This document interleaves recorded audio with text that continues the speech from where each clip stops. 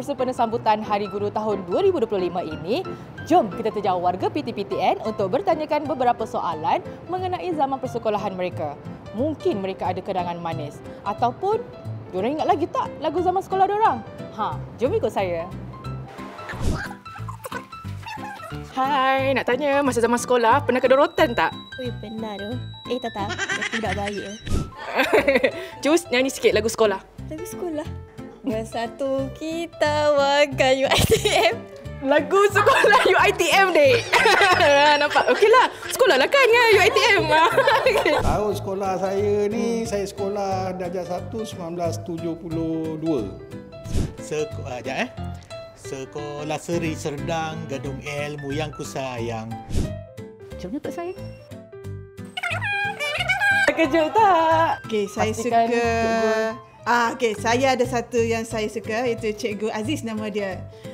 Itu adalah cikgu yang telah menjadikan saya seorang pakar matematik. Soalan cepu mas, pernah kena rotan tak? Tak pernah kena rotan tapi pernah kena berdiri atas meja. Sebab apa tu? Sebab tu kerja sekolah. Dah terkanta. Okey, terima kasih Puan. Hai Puan, maaf ganggu. Okey, nama guru saya Cikgu Arifin, Cikgu Anwar, Cikgu Mansur.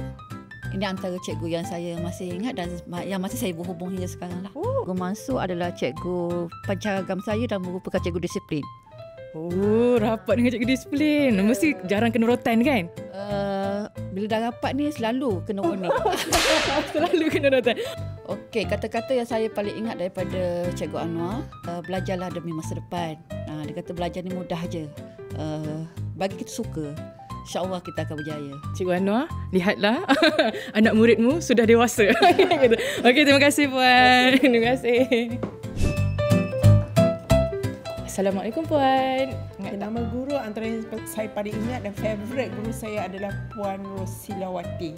Puan Rosilawati. Cikgu BM saya. Itu je. Dalam apa yang saya buat, saya ingat pesanan daripada ustaz saya ialah tidak ada perkara mudah untuk berjaya. So, setiap apa yang kita buat memang akan ada cabaran-cabaran dan ada sedikit kesusahan. Barulah kita akan merasa kejayaan yang sebenar-benarnya. Saya dinobatkan sebagai princess masa ni. Princess. Dia macam prom night tu. Ya. Princess. Diorang panggil juga Miss Freshie. Miss Freshie. Tada. Miss Freshie. Okey, baik Puan. Terima kasih. Jom ikut saya terjah CEO kita. Jom.